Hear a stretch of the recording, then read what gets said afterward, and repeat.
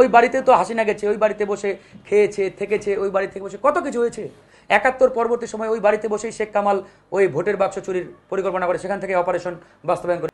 শয়তান ইবলিস, এই ইবলিস শয়তানও কিন্তু একসময় আল্লাহর অত্যন্ত কাছের এবং পছন্দনীয় ফেরেশতা ছিলেন। আল্লাহর একটা অর্ডার অমান্য করার কারণে সে কিন্তু আল্লাহর ফেরেশতার খাতা থেকে শয়তানের খাতায় তার নাম গেছে।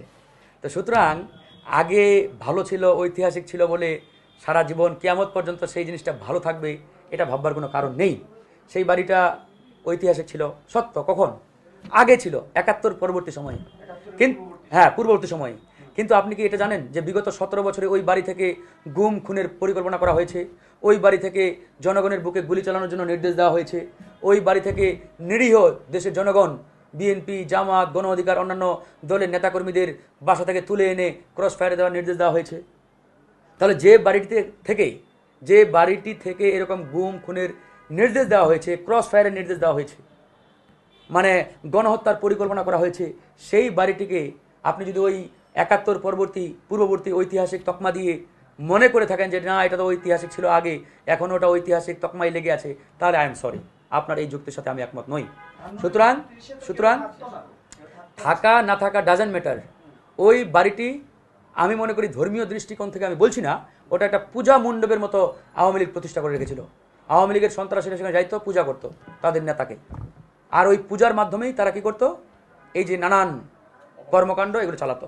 সুতরাং যে বাড়িটি থেকে এরকম অপকর্ম, সন্ত্রাসী, চাঁদাবাজি, টেন্ডারবাজি, গুম খুন, গণহত্যা এরকম নানান পরিকল্পনা হয়েছে, বাস্তবায়ন হয়েছে, সেই বাড়িটিকে আমি মনে করি ৭১ পূর্ববর্তী সময়ের ঐতিহাসিক বিবেচনায় টিকিয়ে রাখা, তার সপক্ষে যুক্তি দেওয়া, এটা একটা ফ্যাসিবাদী প্রশ্নের মানে সামিল।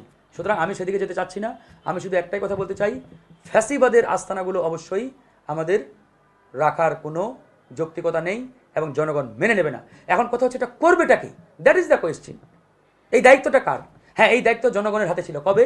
৫, ৬, ৭, ৮ এই ৫ দিন বা এই ৪ দিন বা এই ৩ দিন, অর্থাৎ সরকার গঠনের আগ পর্যন্ত। সরকার যখন দায়িত্বে চলে আসছে তখন আপনি যা কিছুই করেন তাদের মাধ্যমে করেন, কোনো আপত্তি নেই, তাদের নিয়ে করেন, সরকারকে নিয়ে করেন, তাদেরকে নিয়ে করেন।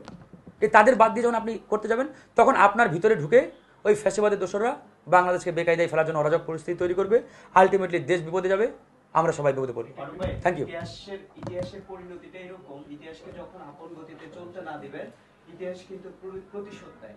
আপনি বলছেন যে ৭১ পরবর্তীর জন্য পরবর্তীকে আপনি দায়ী করছেন, কিন্তু পূর্ববর্তীটাকে তো আপনাকে রেসপেক্ট করতে হবে। হ্যাঁ, অফকোর্স, করে দেন, আপনি তো আগামী দিনে শেষ করে দেন। তাহলে আপনি কি এখানে বলতে চাচ্ছেন যে ৭১ পূর্ববর্তী সময়ে সে যেহেতু ভালো ছিল, যাই হোক বিগত ১৭ বছর গণহত্যা চালিয়েছে, গুম খুন করেছে, কেন হয় নাই? কি বলেন আপনি?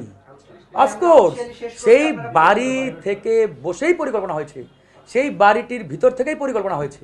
কি বলেন এটা? এই যে আওয়ামী সন্ত্রাসী এমপি মন্ত্রী যারা, তাদের বাড়ি থেকে বসে এই পরিকল্পনা হচ্ছে না?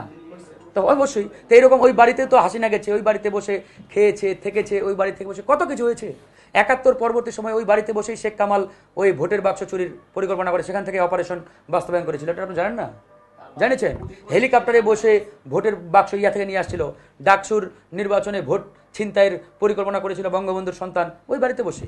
সুতরাং এই বাড়িটিকে আপনি ব্ল্যাঙ্ক চেক দেওয়ার কোনো সুযোগ নেই ভাই।